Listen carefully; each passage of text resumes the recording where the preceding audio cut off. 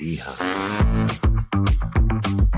Ang pinakamakulit na girlfriend mo sa balat ng radyo. Isang magandang morning sa inyong lahat! Ako pa rin po nag-iisang girlfriend mo sa radio. My name is Lindsay.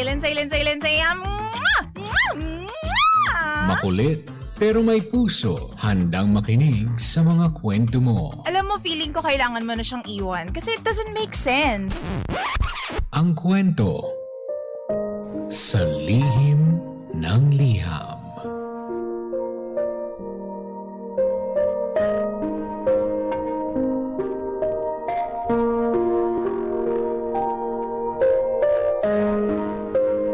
Mahal kong Lindsay.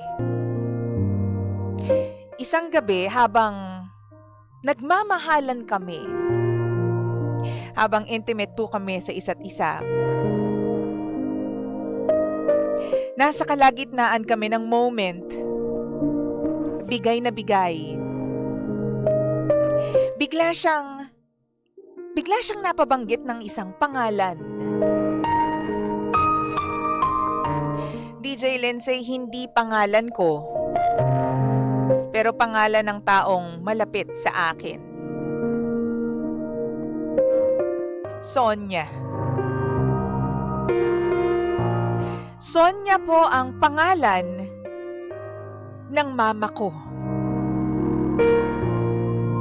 Of all people talaga, DJ Lindsay. Napatigil yung utak ko. At literal na napatigil ako. Akala ko mali lang yung dinig ko kaya tinanong ko ulit. Sabi ko, anong sabi mo? Bigla rin siyang napatigil. Namutla. Halatang kinakabahan. Paulit-ulit niyang sinabi na nadulas lang daw siya at hindi niya rin alam kung bakit niya nabanggit yung pangalan na yun. Hindi niya alam kung bakit yun lumabas sa bibig niya.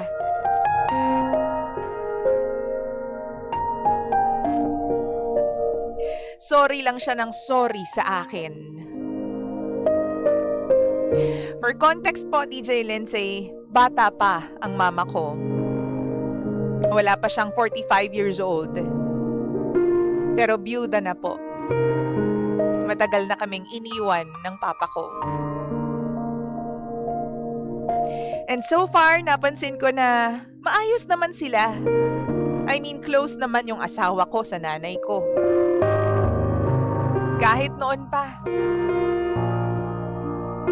Pero simula nun, DJ Lindsay, hindi na po ako mapakali.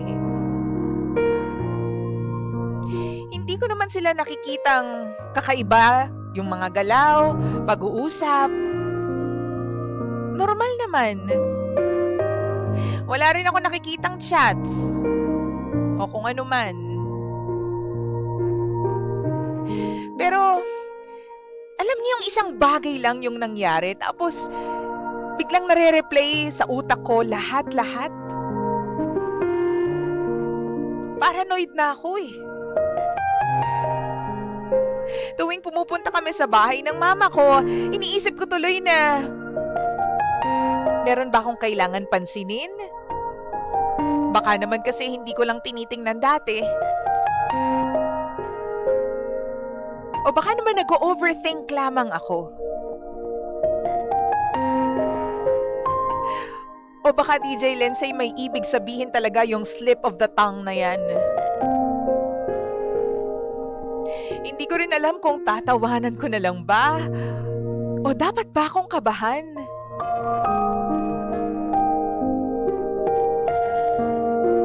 Ilang beses na namin yan pinag-usapan ng asawa ko. Ilang beses nang pinag-awayan. Pero ang sabi lang niya, na mali lang siya at hindi niya daw ako niloloko. Grabe naman daw ako mag-isip. DJ Lindsay, sobrang gulo na ng utak ko. Kaya po ako napasulat dito sa Lihim ng Liham kasi gusto ko pong itanong, kayo po ba? Kung nasa sitwasyon ko po kayo, maniniwala ba kayo na nadulas lang talaga? Meron na po bang naka-experience nito dati? Paano po ba nalutas? Paano po natapos ang mga tanong ninyo sa isip? Tulungan niyo po ako kasi sa ngayon parang hindi ko na po kayang maging intimate ulit with my husband. Parang iba na po yung tingin ko sa kanya.